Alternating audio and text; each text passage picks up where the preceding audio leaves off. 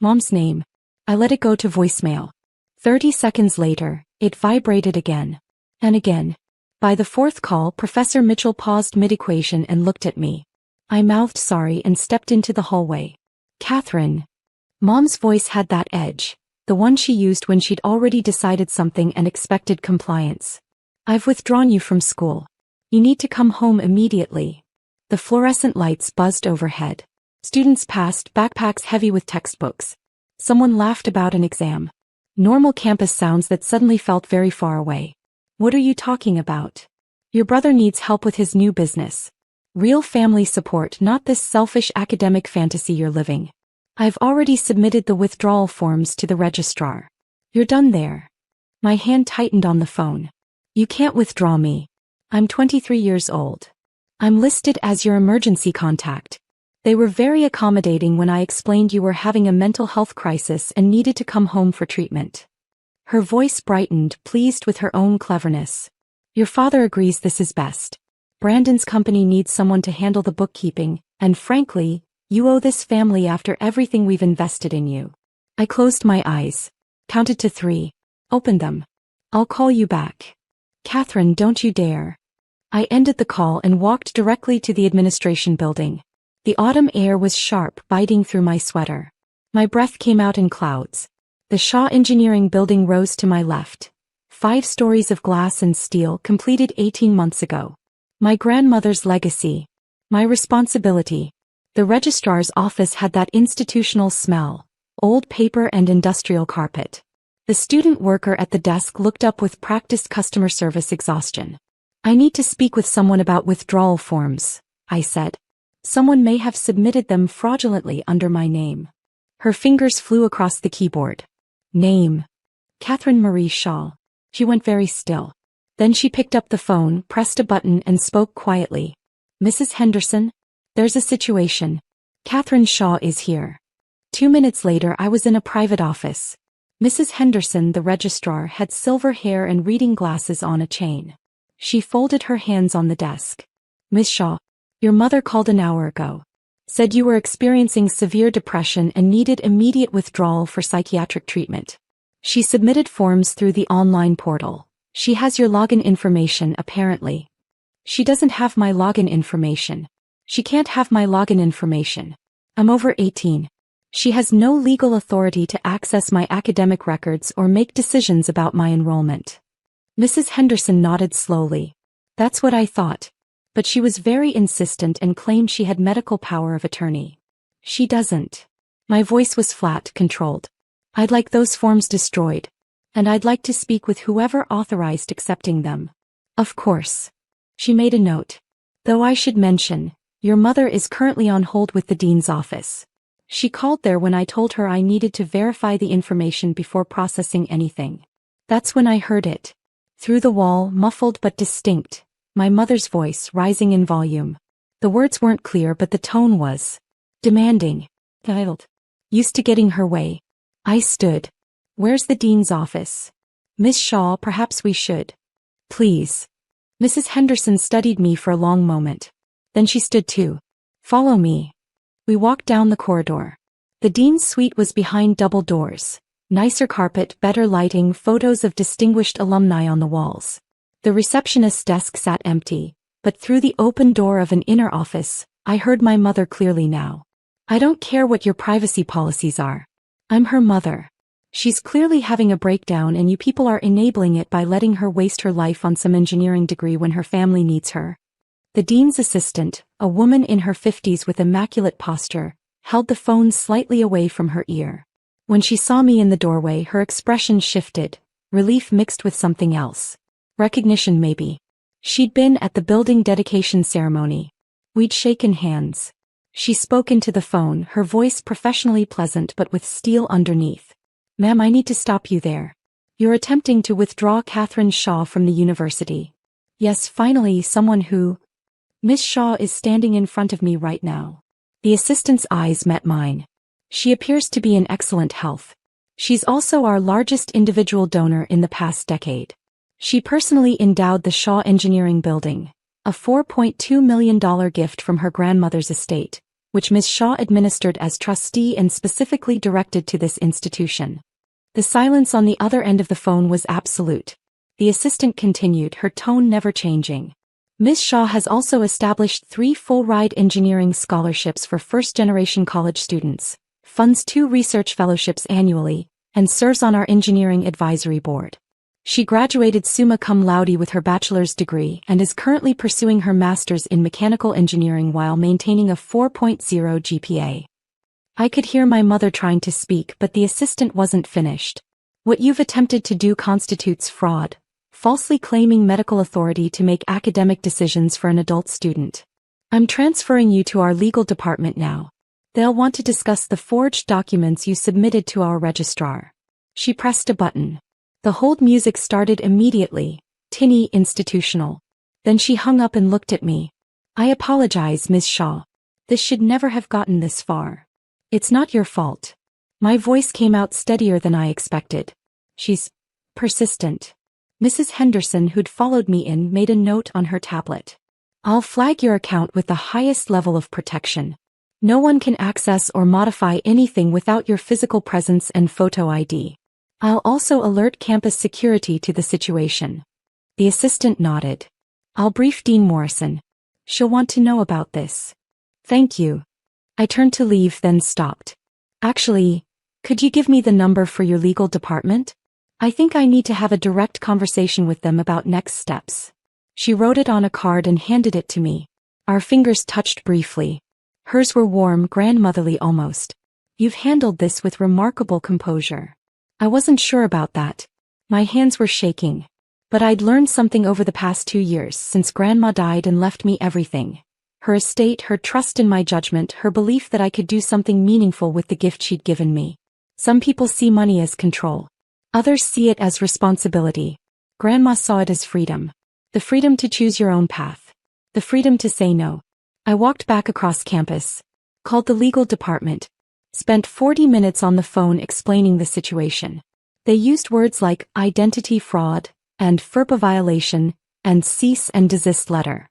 They said they'd handle it. That the university took these matters very seriously. Then I sat on a bench near the engineering building and finally let myself feel it. Not anger exactly.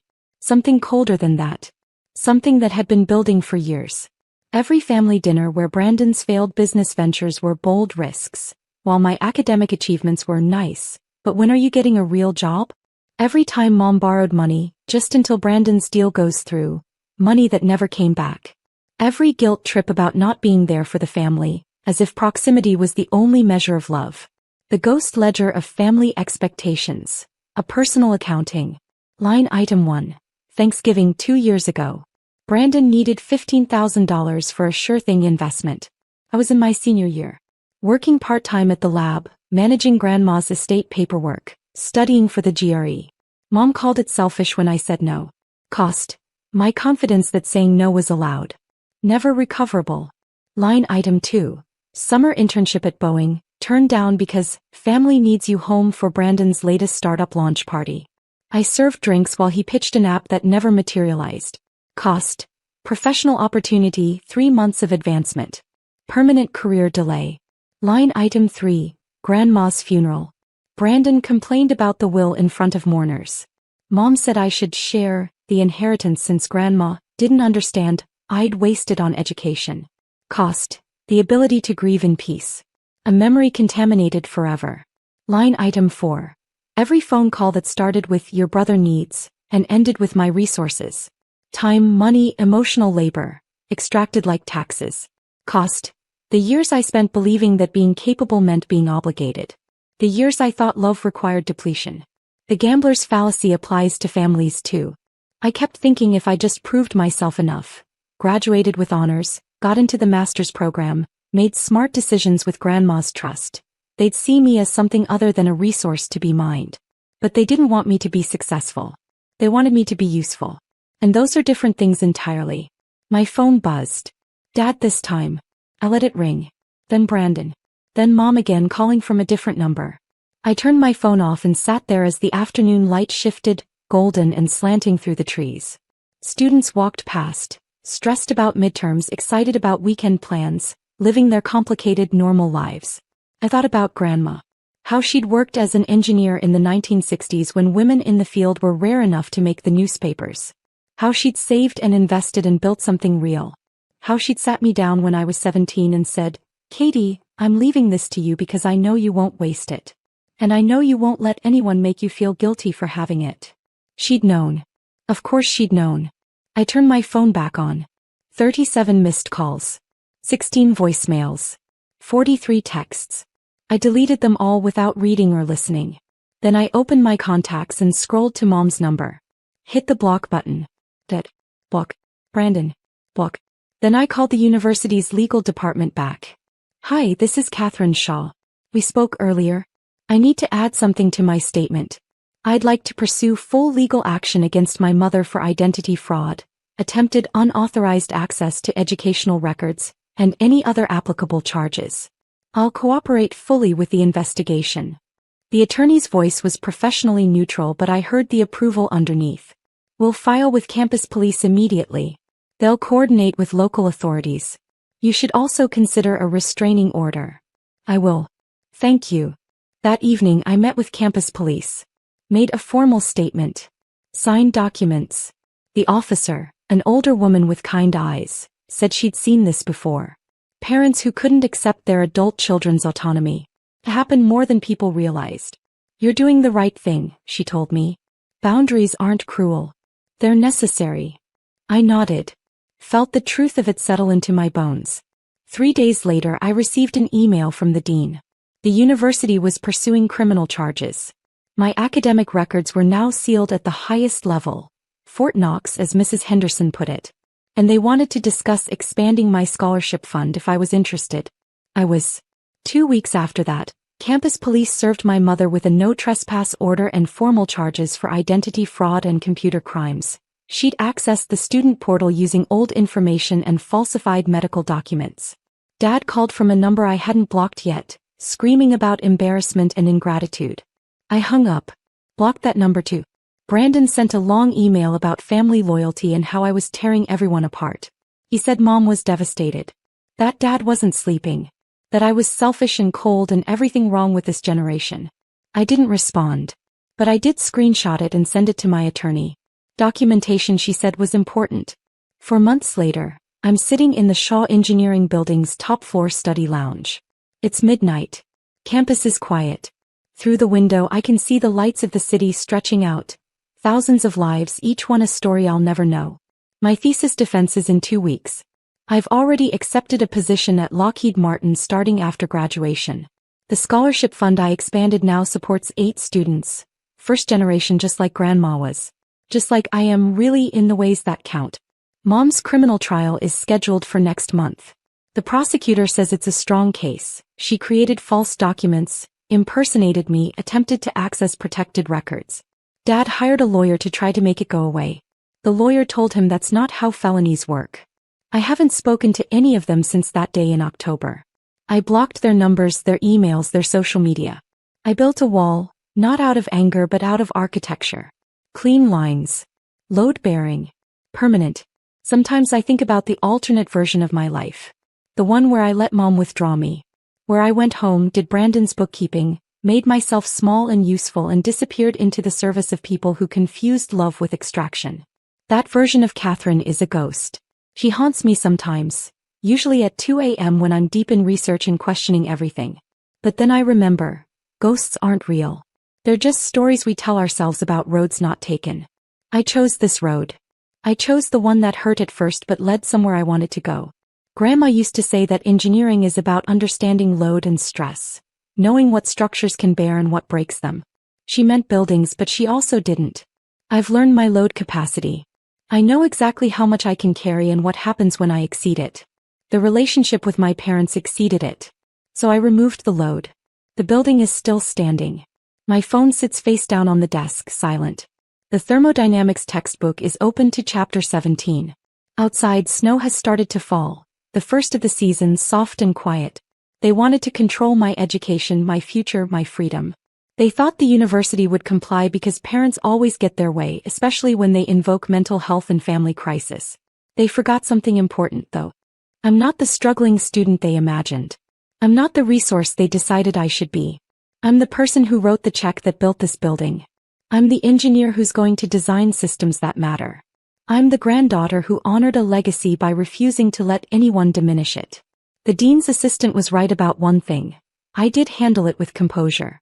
But what she didn't see, what they never see until it's too late, is that composure isn't passivity. It's precision. And I've learned from the best that precision applied correctly can move mountains. Or in this case, remove them entirely from your life. The scholarship fund will outlive me. The building will stand for decades. 8 students are getting educations they couldn't otherwise afford. Mom is facing felony charges and a permanent criminal record. The math is simple really. You can't withdraw someone who's already arrived.